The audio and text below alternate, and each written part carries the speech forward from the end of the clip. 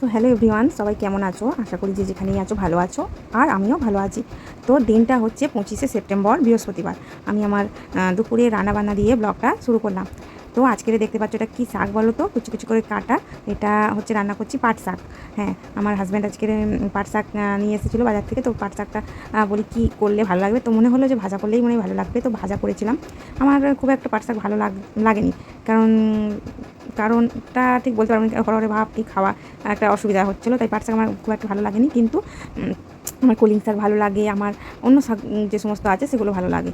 তো শাক খাওয়ানো দরকার, খেয়ে নিচ্ছি এটুকুই ব্যাস। আর ওইদিকে আমি কচু দিয়ে আলু দিয়ে মাছের ঝোল বসাচ্ছি, সেটা হচ্ছে হয়ে গেলে আর ননুকে চান করিয়ে খাইয়ে দেবো।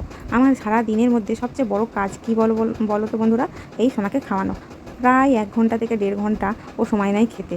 হ্যাঁ, তো এইটুকুনি সময় বসে বসে ওকে খাওয়ানো সত্যিই একটা ধৈর্যের কাজ, যেটা আমার কাছে সবচেয়ে মনে হয় বড় কাজ সংসারের। বাসন মাজা, ঘর মাজা কতক্ষণ বা লাগে, ঝাটঝাট করে দিলাম, হয়ে গেল।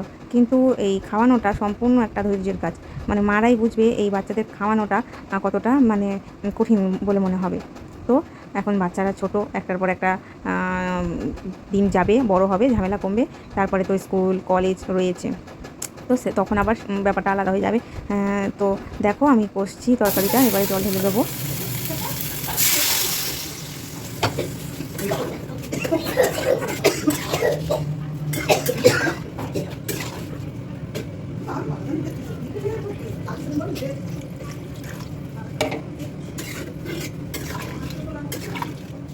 তো ওইদিকে ঝোলটা ফুটছে, আমি এদিকে এই জামাগুলো কালকে কেচেছিলাম, কিন্তু মেঘ করেছিল, জল আসছিলো বলে সব তুলে নিয়েছিলাম।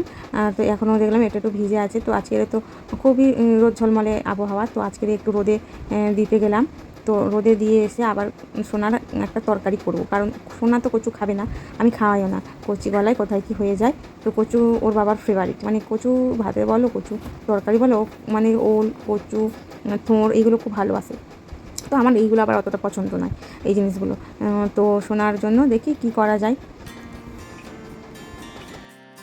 তো ফ্রিজ থেকে এখন শোনার জন্য সবজিগুলো বার করে নিচ্ছিলাম, আর ফ্রিজটাও একদিন পরিষ্কার করতে হবে। হ্যাঁ করেছিলাম, হ্যাঁ 1 মাস হয়ে গেছে, আবার একবার পরিষ্কার করার দরকার। মোটামুটি পরিষ্কারই রাখি, যখন দেখি একটুখানি নোংরা তখনই আবার মোছা দিয়ে একটু সে জায়গাটা পরিষ্কার করে দিই, কিন্তু ফ্রিজটা একদিন পরিষ্কার করতে হবে।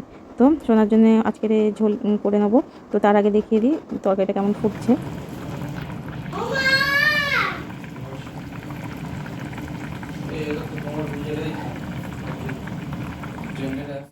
তো সোনার বাবা এবার কাজে যাবে, 11টা বাজে, ও 11টা 11:30 এরকম নাগাদই বেরোয়। তো আমার এদিকে ভাত বেড়ে দিয়েছি, এক ধারে দিয়েছি পাতের শাক ভাজা, আর ওদিকে কচু আলুর তরকারি তো রেডি। আর এই দেখো কি দেখালাম তোমাদের, এটা হচ্ছে ক্ষীরের পুলি পেটে, যেটা মা পাঠিয়েছিল। তো সেটাই অর্ধেক খেয়েছিলাম, এখনও বাকি আছে, তো খুবই ভালো হয়েছিল।